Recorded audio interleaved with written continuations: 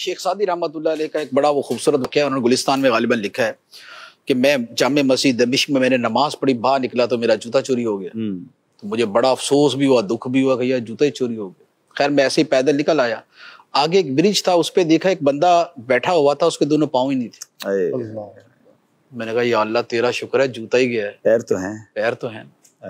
बात यह है कि दुनिया में एक से बढ़ के एक आजमाइश है, एक से बढ़ के एक तकलीफ है, और दुनिया में ऐसा बंदा मिलेगा ही नहीं कि जिसके ऊपर कोई तकलीफ ना आई हो। बड़े से बड़ा गम, तकलीफ, दुख, यानी आप गरीबों से भी मिलते हैं, पैसे वालों से भी मिलते हैं। मैं भी गरीबों से मिलता हूँ, पैसे वालों से मिलता हूँ। शायद पैसे वालों को दुख ज्यादा बड़े होते हैं।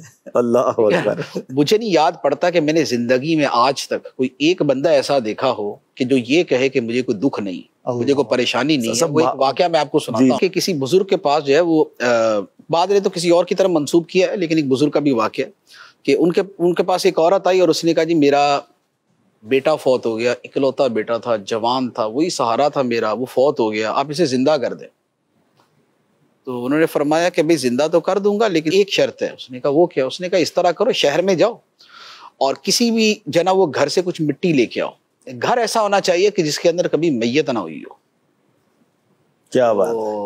उसने कहा ठीक है। वो 4-5 घरों का बोल दिया कि इतने घरों से ले आना।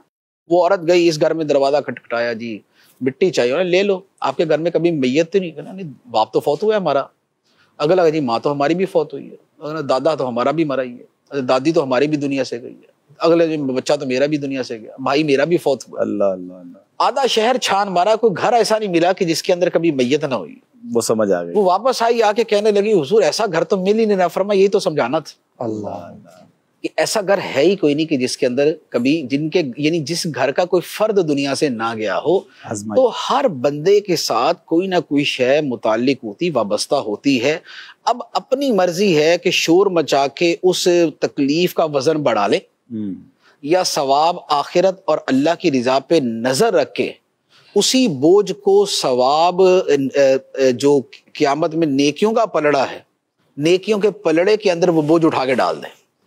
तो या तो वो बोझ अपने सर पे रखें या आखिरत, या वो बोझ उठा के नेकियों के पलड़े में डाल दें। क्या खूबसूरत जुमला। तो जितना बड़ा बोझ होगा तो पलड़ा भी उतना ही ज्यादा जना वो पुरजोर तरीके से जना वो फायदा देगा।